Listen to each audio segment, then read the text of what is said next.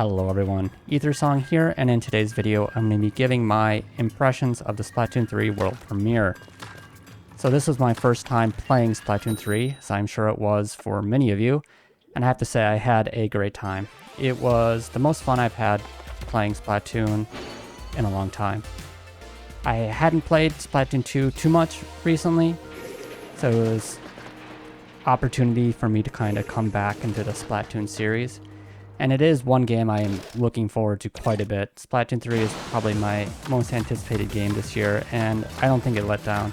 The Splatoon formula itself, you know, like inking and hiding in ink and battling like that, I think it's really unique in itself, so that really carries the game.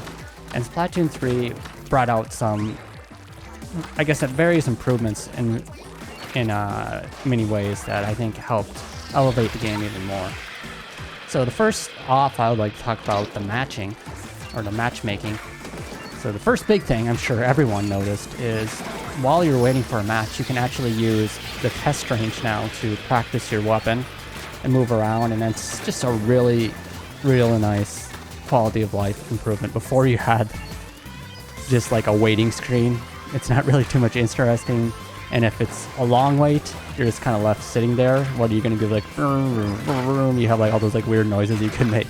But I mean, that's not really great. I guess the first Splatoon you had, what was it, like the squid jump or whatever? Now, squid jump was amazing. And I would love to see them have like mini games like that or something also available while you're waiting. It looked like there was like an arcade room in that test range. I'm not sure if any other people saw that as well, but there looked like there was arcade rooms. I was like wondering, are they going to bring back some of like the mini games?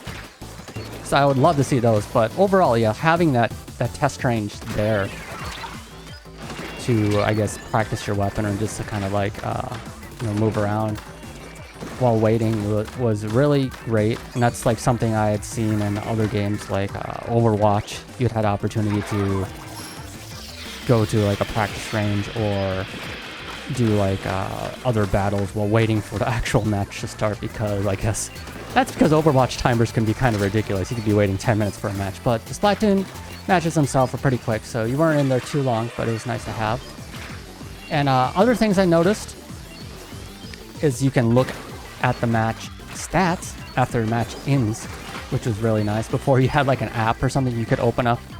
I mean, they had like some stats on the screen before, right? But it wasn't too detailed. But now they have a lot more information. They have like various, I guess, like titles or something that you, like, I guess was like awards or something that you got during the match. Like you inked the most, or you inked your own home territory the most, or you got the most splats and things like that. So those are also fun to see. Give you a little bit more information about other areas you contributed to, even if it's not just direct, like, splats or things like that. You can see other areas that were important to the match. So, and also going along with that, you have the match history, which is great to be able to look through. I think it's like your past 50 matches. You can see how many of you won or lost in those past 50 matches, and also you can look at the match stats for those and see how you did. So you can see, I don't know, maybe areas you're struggling at, and areas you need to improve, or areas you did well at. So just being able to look back through a match history like that is really nice to have, and I really enjoyed it. As for some other things, it was a lot easier, I think, to play with friends, or I guess they made a lot of improvements of playing with friends that I don't think we got to see all of them just in the Splatfest. I think it'll shine through more in the main game from what we heard. But one thing in particular is you being able to play on the same team as your friends. It's like, why couldn't you do that before? Why did it take till the third game for them to finally get it? It feels like a lot of these things that are finally coming into the game are things that people really wanted for a long time, and they're just like, I don't know, it's like stubborn that they wanted to do their own way.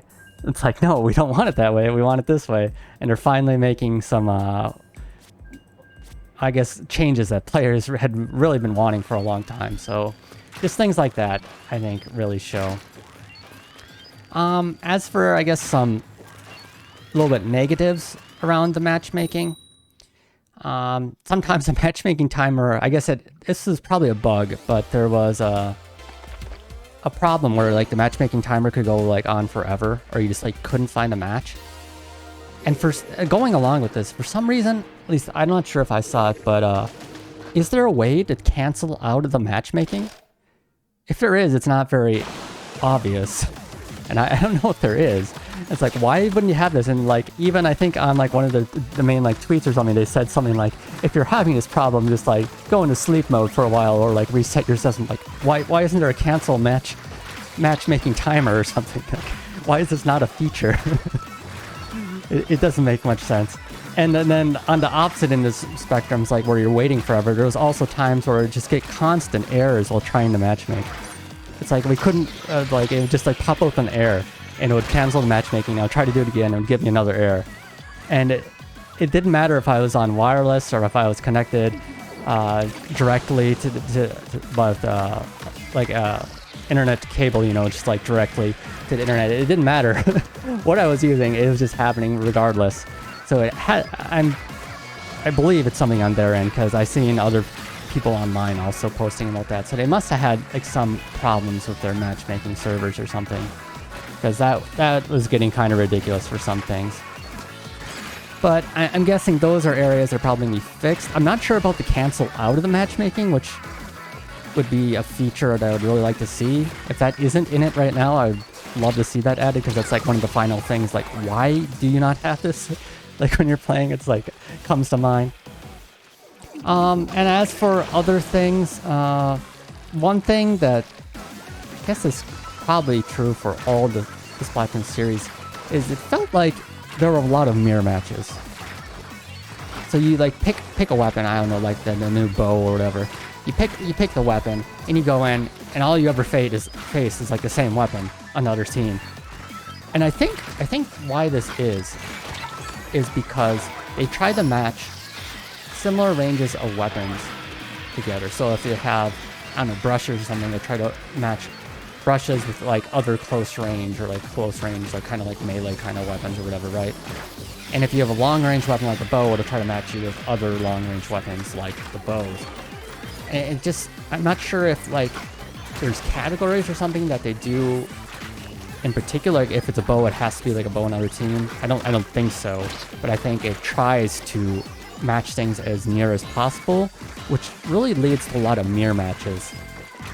And I think this is another one of the reasons why they don't let you switch weapon while waiting for a match as well, which would be another nice feature that a lot of players wanted before, and then they added like a semi option to do that, where you can like kind of switch weapons after a match, like, and then jump right back into queue. But it's like something like a lot of players want. It's like, why can't we just like switch a match or switch weapons while waiting? Why can't it just be like a timer until the match starts and we can do that until then? And I think it's because the matchmaking is based on your current weapon, right? I guess they don't want to balance where like an enemy team has all ranged weapons and you have all close range weapons or something. But I don't know. It felt like there was a lot of mirror matches, which it could be good or bad. It's kind of like a neutral kind of opinion, but I felt like if there's too many mirror matches, it becomes kind of, I don't know, redundant what you're facing. It's like, oh, it's the same thing again because I chose this weapon, and then it's like, I'll maybe choose a different weapon and try things, and then you just like face the enemies with the same weapon as you all the time. So which felt like it's like one area that could use some improvement. I'm not sure like what the best way to do that would be, but it's something I could see being addressed somehow. As for some other things, I guess for the Splatfest, the Battle Open and Pro modes, I initially wasn't sure what really the difference was between these. I knew like before when they were talking about like the ranked matches or whatever, the new like Anarchy modes, they would have like the Open and I think like Pro kind of modes where you could go with your friends into the new like ranked modes, or you could go solo and try to do like promotional matches and things like that. So I initially thought it would be some kind of like challenge mode like that, and it was a little bit different. It's like if you were in the Open, you get to stick with your team or you can play with friends and whatnot, but if you're in the Pro, it's for solo players only. And also another thing that was important is if you were doing like that Pro mode, or I think it was a Splatfest Battle Pro mode or something, that solo mode, there was no tricolor battles in that mode. So if you didn't know that going in, you could like keep playing without very many tricolor battles happening. Well, I mean, that could be for the best for some people, I suppose, if they don't like the tricolor battle, so it's an option. But that was something I noticed. Anyways, getting into the actual gameplay now, I thought the game looked great. It always has been a good looking game, and you can see the Splatoon 3 is no exception. It's looking great. And they added, was it some of like the, was it FXAA technology or something like, not the FXAA, I'm thinking something else, but was it Splatoon 3? I'm blanking on it. It's that upscaling technology, right? With AMD, I guess. Was it AMD Fidelity FX? There it is. Okay, it came to mind. I was blanking on that. So yeah, it's not anti-aliasing, but it's upscaling technology. And this one, the one they used was the 1.0, which is based on color buffering. The newer version of, they have a 2.0 version of this technology as well that uses like a velocity buffer and things like that as well. But I think that would be a little bit more demanding on the hardware, so they stuck with the simple one. But perhaps it gave them a little bit more leeway for the game to have, if you're upscaling, then it can be in a better resolution and less demanding, you know, in the processing of the actual game. So maybe it gave them a little bit more options for things like that. So it's neat to see them using new technology like that, and perhaps that helped improve the game's look as well. As for some other things, what did they have? I guess the turf wars themselves, I felt they were probably the most fun I've had with turf wars in a while as well. And I'm not just saying that because it's like Splatoon 3 and it's like new, but I think it's because of how they designed the maps. Because I went back to Splatoon 2 after the Splatoon 3 world premiere, and I played some turf battles there. And one thing I really noticed was that the Splatoon maps just felt so wide and open. And if you're doing like the ranked modes, you can go into the ranked modes and the objective is set. So everyone kind of focuses at the same location, but in the turf wars, you kind of spread out, right? You need to ink everything. And if it's a wide open map, you don't run into enemy as much. But with Splatoon 3, they really narrowed it down. They kind of slimmed down the maps and like, I don't know, like hold them out. So you'd always be running into the enemies quite frequently. And I think that led to a lot funner battles, because you would always be kind of like fighting like the team head on. There wasn't really much room to go around and avoid them. If you played through the world premiere, I think you know what I'm talking about, but it kind of really narrowed down the maps at the center, so you're not going to be running around inking everything with no enemies around you. There's always going to be like somebody there, and you always need to be ready to battle, which I think made the turf wars a lot better, and it actually made them a pretty fun game mode to play. And that's coming from me, who barely played any of the turf wars in Splatoon 2, because I just didn't really find them very enjoyable. And when Splatoon 3 comes out, I'm not sure if I will play them much anymore as well. I mean, I'll probably stick to the ranked modes still, but I found that the turf battles a lot more interesting. And if the Splatfest comes around, I think I'll like it a lot more. And let's see, moving on. Okay, so here's another thing. The new thing, the tricolor battles, right? So yeah, we had the tricolor battles. And I think it was an interesting idea, having like the three teams come and fight. But it felt like there needed to be some balancing. I was on the Scissors team. And the Scissors team was the one that got to be kind of like, I don't know, it felt like they were intentionally put at a disadvantage. But the disadvantage they were put at was perhaps a little too extreme. And it felt like there was a lot of other people that were playing the game that had the same sentiment. And even the Splatoon team themselves, after the world premiere, they had a tweet out saying that they're going to look at balancing areas like that. They said they're going to look at making improvements to the matchmaking and the tricolor battle systems after launch. So it's something that they're aware of. So it's not just like there's some people just like a vocal minority putting their voices out. They probably have the data on this as well, and seeing like how many times, like what is the percentage of which team winning. And perhaps like, I don't know, the middle team there, the defending team, was just being, I don't know, like had a severe disadvantage that they could see in the data as well. And that's what I'm kind of feeling like. I know there was people out there that were saying like, well, if you do this, you can win, and there's like ways to get into the enemy base and whatnot. It's like, for the average player, it's like, they probably won't be able to do that as much. I mean, I'm sure if you try really hard, you can do some things like that, but I think Splatoon itself is trying to be, you know, marketed as kind of like a shooting, or like, I don't know how to say this exactly, but it's like competitive game for more casual players. It's for people from like kids to adults. It's for like all ages. So if there's one battle mode that's severely imbalanced, they want to look at that. Just try to improve, I guess, the fun factor for everyone playing it, right? So I guess me myself as well, I did win some tricolor battles in the center there, but I did feel like there was an imbalance. Because if that middle like signal thing got taken, it was really difficult to ever come back from that. So we'll have to see what changes they make. Maybe it'll make it a little bit easier to go into enemy territories, to ink their areas as well. So you have, I guess, more options to try to expand your territory as the center team, because otherwise you're just kind of sandwiched in there. But I'm not going to spend too much more time talking on that. Moving on to the weapons and specials. There was 2 new weapons, right? So Splatana, and we got access to the Splatana Wiper in particular. And then there was a Stringer, and this time we got the Tri-Stringer to try out. As for the Splatana, it was a little bit different than I was initially kind of expecting when I like saw it. I thought it'd be like a sword, so you're gonna be close range, kind of just like similar to a brush. But it was actually kind of like a mid the close range kind of weapon, right? You could shoot out the beam of like ink, horizontal beam of ink from your wiper or Splatana, right? And it had a decent range, and each wave of ink would hit for 30 damage. So if your aim is good, you could hit somebody at a decent range and be able to take them out.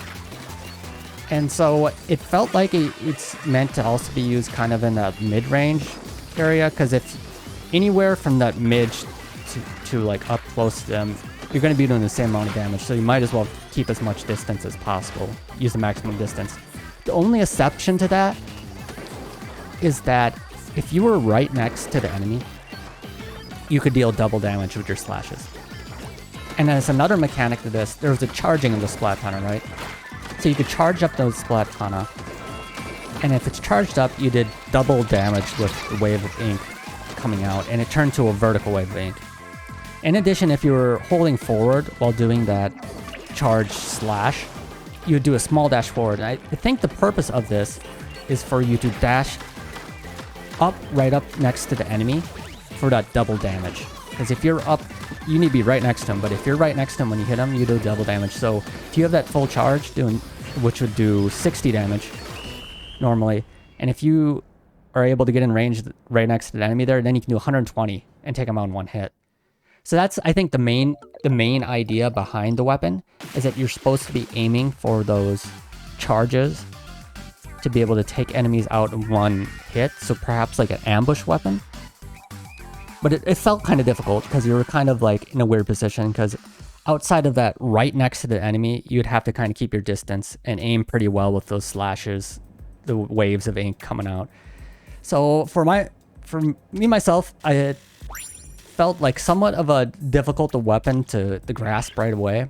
I mean, I had some good runs with it, but overall, it felt like a little bit higher difficulty weapon, and perhaps just need some more practice with it, but it's something to kind of keep an eye on later. And it seems like there's a different version of it as well that I didn't get to try out, and I'm not sure if it was in the Splatfest this time, because I don't think I saw it, but it's like a heavier version of it where you do a little bit slower, but it does more damage. Perhaps that would be give a different feel to the weapon as well. Next up, Tri-Stringer, right? Tri-Stringer, I think, was pretty popular. It was the bow. You could shoot out like three arrows, or I don't know, jets of ink from it, right? And if you charged it up, it would bring out those 3 like arcs of ink into a focused point at the center, and it'll increase their damage. And by charging it, you would leave behind like explosive ink bombs at like the location where the arrow struck. And I thought it was a pretty fun weapon. Difficult to use. Perhaps people that were good with like the charger weapons, like the sniper kind of weapons from the previous games, would find it easier to use. I didn't use like too many of like the chargers in the previous game, so coming to the tri-stringer, it was a little bit difficult to use, but being that it left behind like the explosive ink after it hits the ground, even if you miss, you could still deal some explosive damage after, which is interesting. And as for the weapon's damage, I believe it was 35 damage for each hit when you're charging it up. So if you get all of them focused onto a single point, you could do up to 105. So you could take enemies out in a single hit, but it felt like that area of lining all 3 of those shots up onto a single target was pretty fine. You'd have to be really precise to be able to get that. So it was, in actual matches, it was quite difficult to get that like a one-shot kill, I felt. Although there is the option of jumping. When you jump, it turns from a horizontal line of the shots coming out to a vertical line, which I think potentially makes it a little bit more easy to hit all 3 shots on the same target. And I think it really comes down to this: if you have really precise aim, this could be a really useful weapon. And also, if you're able to take advantage of the explosives as well, perhaps shooting explosives ahead of where an enemy is going, you could perhaps like block them off and trap them next to the explosive or something like that. So it's something to keep an eye on. I did have a lot of fun playing it, even if I felt like I could do better with other weapons still. But I mean, this tri-stringer was a new weapon, so it's something to keep looking forward to when the game releases. Finally, something to talk about the specials. I'm not going to talk about everything, but I guess just go through a general list of some of the new ones. The crab tank, I felt was a lot of fun. Being able to kind of like roll around as a crab ball and then have the Gatling gun. It felt very impactful, could do quite a bit of damage. And then you had like the blast shots you could shoot out as well. Those weren't too damaging, but it had a large area that it hit, which was nice. And I felt like the crab tank was just like fun to use, and it felt powerful when I was using it. Next up, the zip caster. The zip caster, I think it is going to be really powerful for people that can use it, because like paired with, you know, like a Luna Blaster, or I don't know, like one of the Brusters or something, you can get up right next to an enemy really quickly, and you can take them out before they even know what's happening. Problem is, I had some difficulties like just aiming, I guess, my zip caster when I was using it initially. I'm like, I'm trying to like go up a wall and I just failing. So you need to get like your angles down. You need to think about the path you're gonna travel before you use the special. You need to think out your line of movement, and then you move that way to be able to make the most use of it, because it's a limited time you have with it. But yeah, it felt like a very fun special, something new, and being able to move them around the map, unique areas. And it also I think I saw some things on like Twitter of areas that were unique to where the zip caster could jump to, like zip caster like towers, where you could go up there only with the zip caster. So like being able to have like special areas where only the zip caster can access is interesting. And what else do we have? We had the wave breaker, right? And this was one I liked quite a bit. It was, I think, with one of the paired with one of the Splatling guns. But it's kind of neat, because you like throw down that like sonar like beacon kind of thing, and it keeps shooting out those waves that damage and like mark foes. And I like how there's, you know, like a way to play around it, kind of like enemies can shoot the wave breaker itself to destroy it, or they can jump over the waves as well. So I mean, even if you're playing against it as well, there's ways to avoid it. So that I feel like that leads to more unique gameplay. It makes things a little bit more interesting, and I guess increases the fun factor of the special. But I also felt like it was a powerful way of like controlling areas, because it kind of forces enemies to either avoid it or get hit by it, and it did a decent amount of damage, 45 damage in a hit, and it marks them. So I had fun playing with that. Although I wasn't exactly sure totally on how, like, the height worked with it. Like, if you placed it in a high enough location, it doesn't seem to hit the things below it.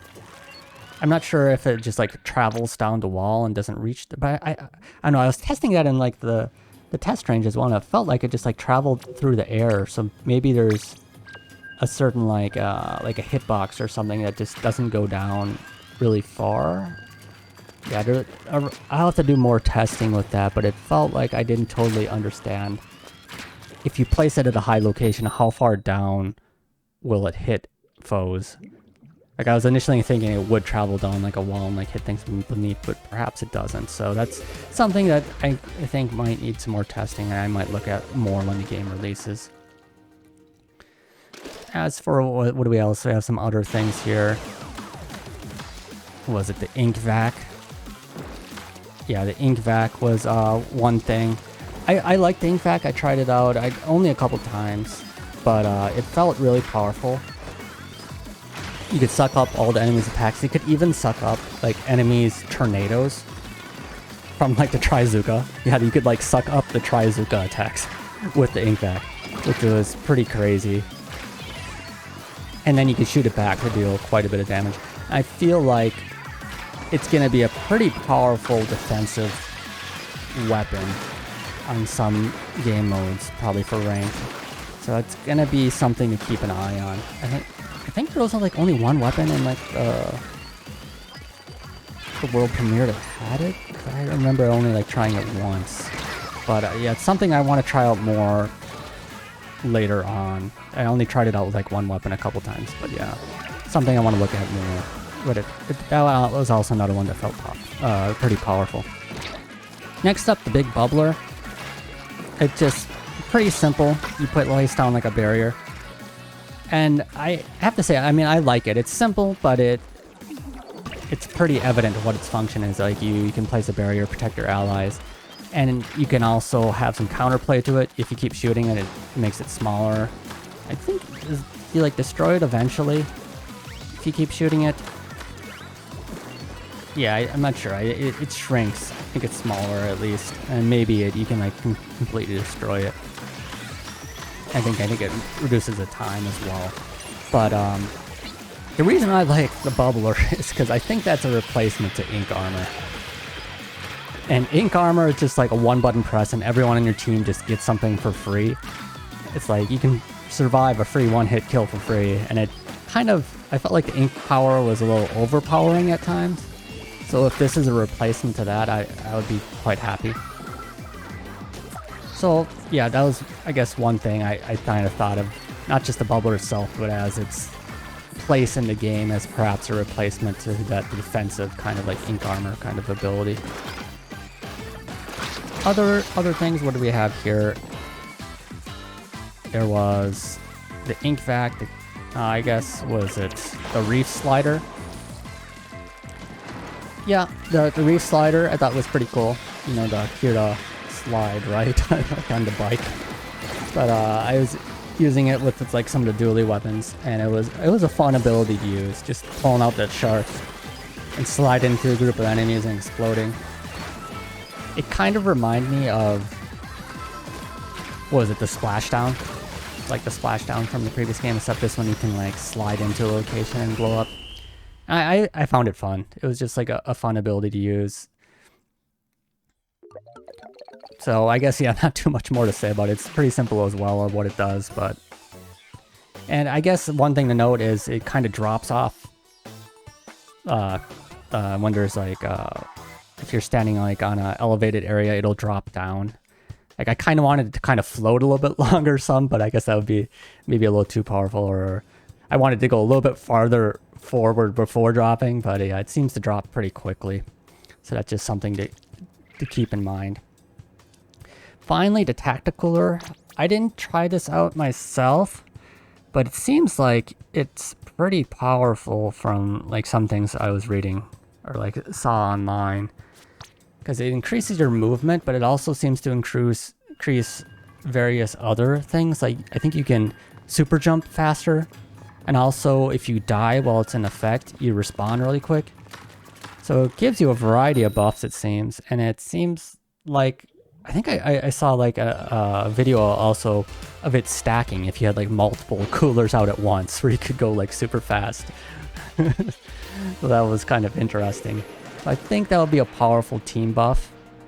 And I guess if you have one person on your team with the tactical and then another person that's just like really good at moving in, like taking out enemies up close, they could really take advantage of that speed boost. So that's something I think will help kind of really raise the power of, I guess, I don't know, the people on your team that can carry. It increases their carry potential if you're able to provide them with the tactical. So it's, I think, a good support option. Overall, I guess that's everything I kind of had to say here. I kind of was going on a rant with some things, but my overall impressions of Splatoon 3. And yeah, like I said, overall I had a blast playing the game. I'm looking forward to the official release. It's only like 9 days or 8 days, so many hours or so until it comes out, so almost here. I'm really looking forward to it. I'll be playing it once it releases. If you are looking forward to the game as well, let me know in the comments. And as always, thanks for watching.